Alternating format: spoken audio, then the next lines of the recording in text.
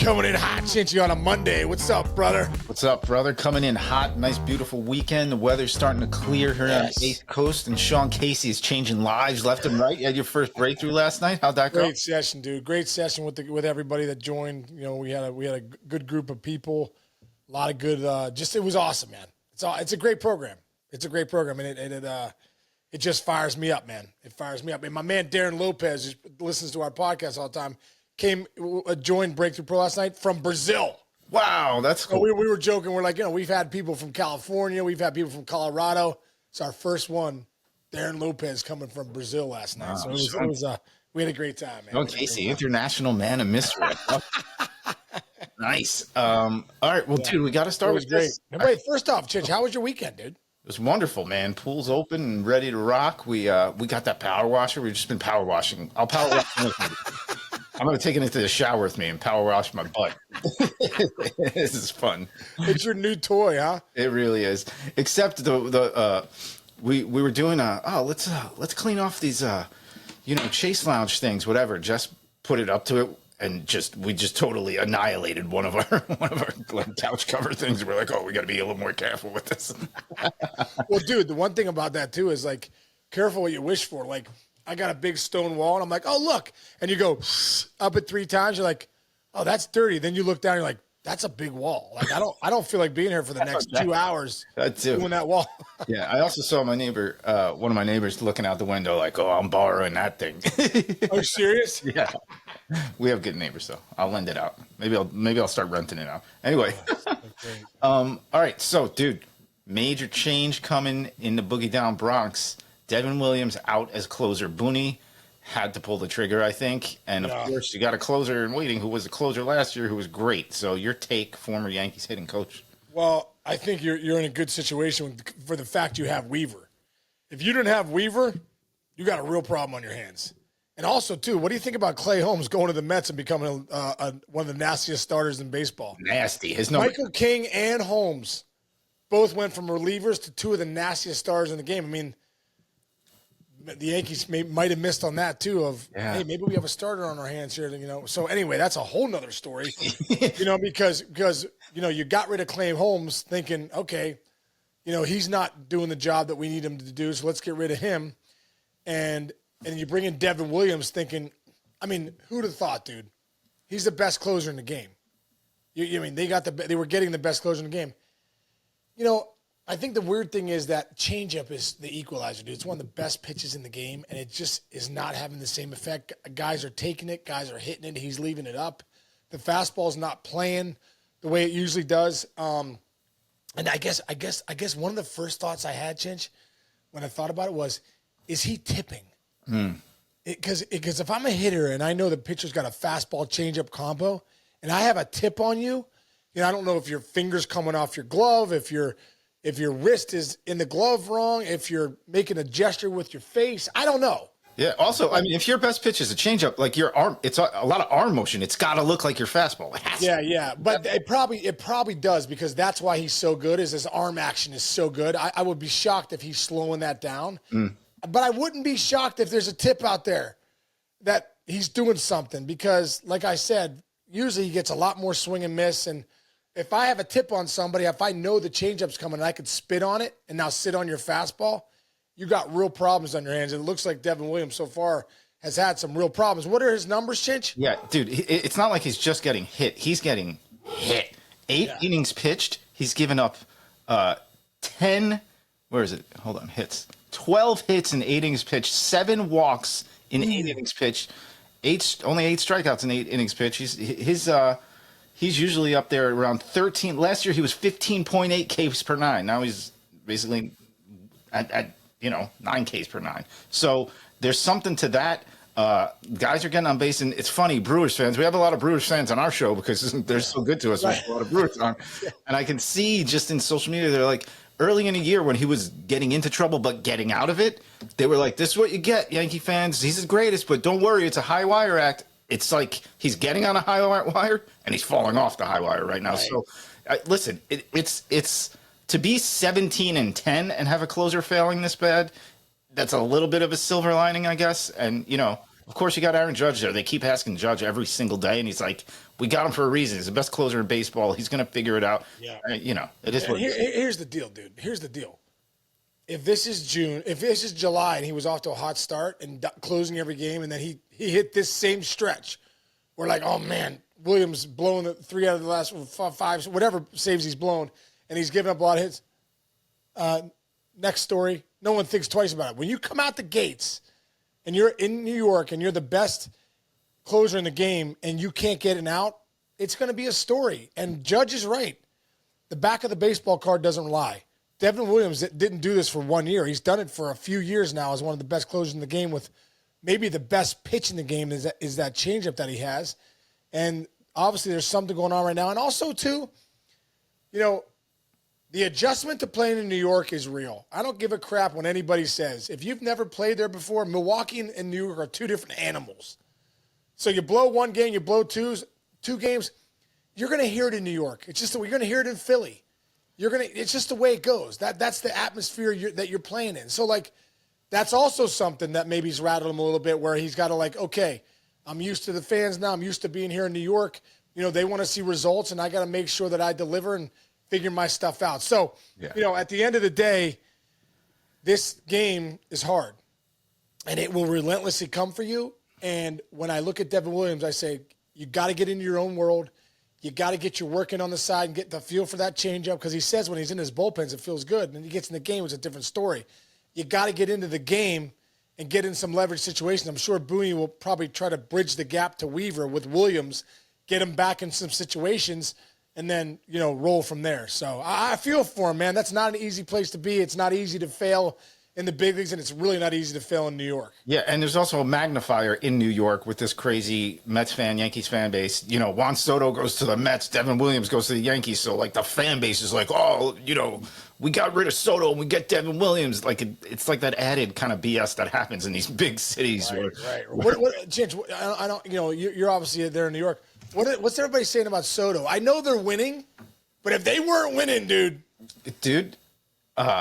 Well, it's a funny thing you say that because Anthony Volpe, fans are getting really hard after Anthony Volpe because when are we going to get? Because he's getting compared to Derek Jeter again. This is a New York media. He's on pace to hit 630 homers, which is that good? If he hits 220 with 30 homers, do you like that? How about Juan Soto? How about if you're paying some guy over $700 million and he's hitting 248 with 3 homers and 12 ribbies in 28 games? I'm not happy. 18 outs. And here's the deal. And, dude, I think Juan Soto's a great player, and his numbers show that he's a great player. But Aaron Judge is the best player in the game, period. End of story. And when you go back and look last year, don't forget who was hitting in front of Aaron Judge was Juan Soto.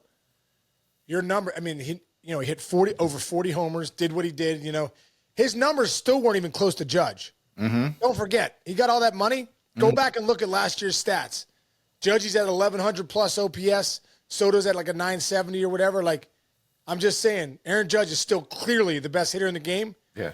And that was a factor last year. Yeah. Soto. Because if you look at Alonso's the best hitter in baseball right now. He's like a whole. I'm saying for Soto, it's dude, I'd rather pitch to Juan Soto right now, so he's getting pitches. And also, you talk about a media, dude. Soto shouldn't have said what he said about, I had Aaron Judge last year. Don't say that. Don't even mention that. Not even if it's don't even mention. Yeah.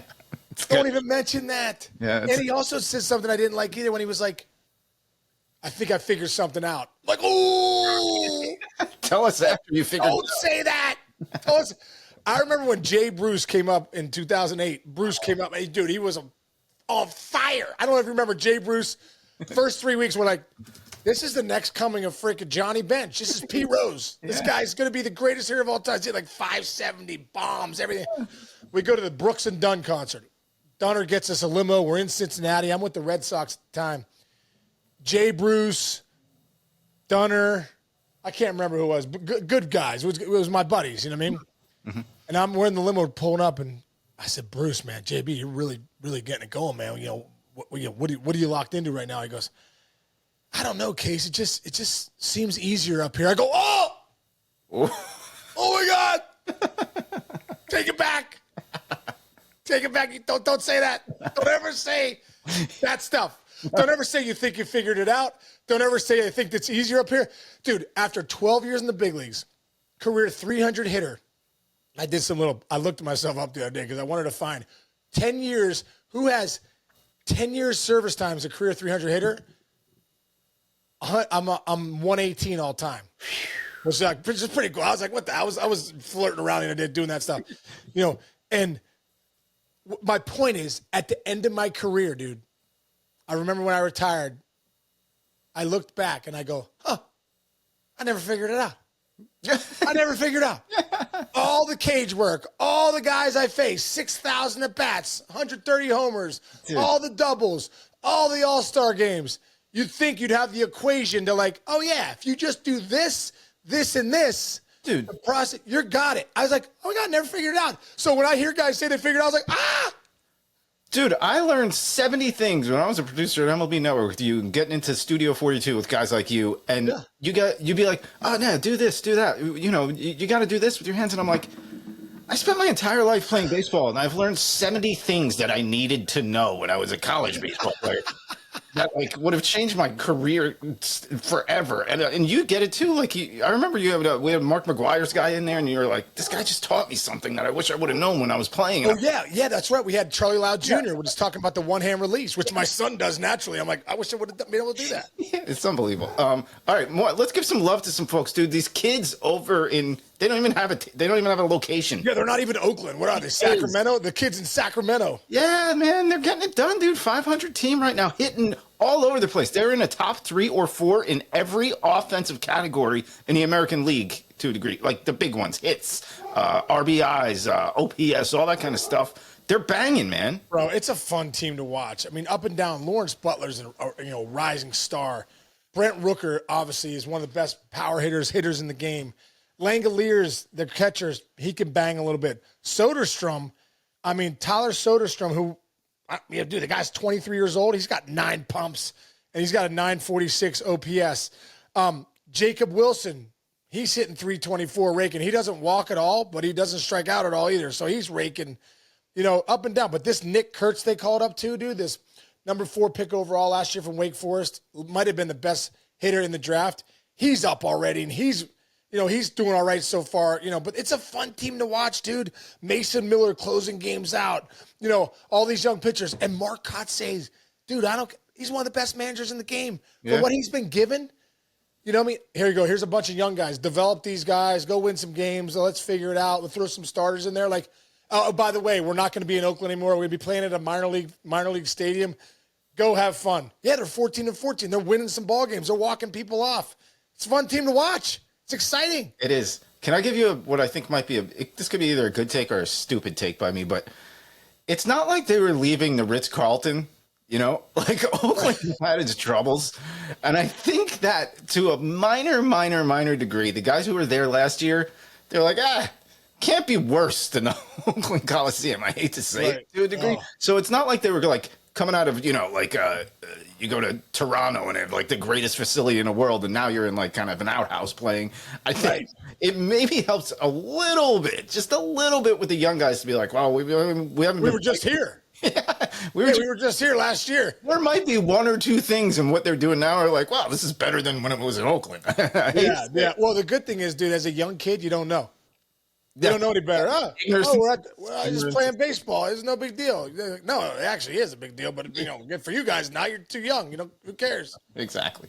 All right. Well, we're going to dig in tomorrow to the other Bay Area team, the team that's still in the Bay Area, because San Francisco is not going away whatsoever. So we'll dig into that tomorrow. What do you got going on today? Yeah, they look great. Hey, it looks like Buster Posey's doing a pretty good job putting that team together, isn't he? Guy knows what he's doing. You know what, dude? I'm going to a luncheon right now.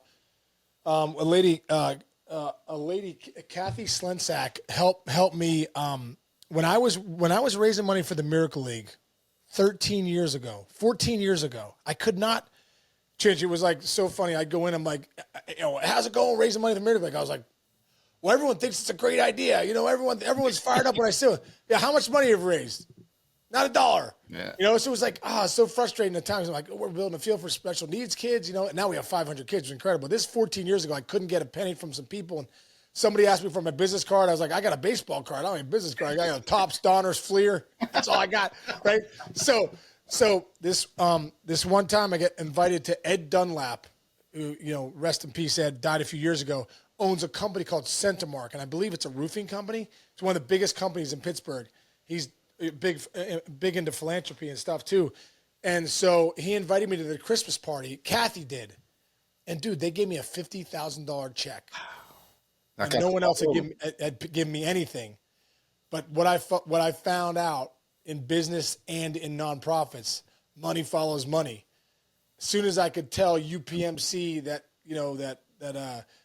that got 50 grand from Centamark, then Highmark comes in, then Rourke Lexus comes in. All these people start giving me 50 grand, and that's how we raised the first money. And so Kathy's having this luncheon today, and she asked me to come speak, and I'm like, I'm running there, dude. I'm always internally grateful for her writing that first check. That now $3 million later, we have this incredible facility that thousands and thousands of people have been impacted by the kindness of one lady. That's a great story. Thinking of us, yeah. Great story. So that's what I'm doing right now. I'm literally right when I get off here, boom, I'm heading to that luncheon. Go get him, man. Go bring your energy over there. All right, JG. Hey, dude, have a great rest of the day. Everyone out there, we appreciate you guys listening. Subscribe and download if you can. It's free. We appreciate that, and we'll see everybody tomorrow.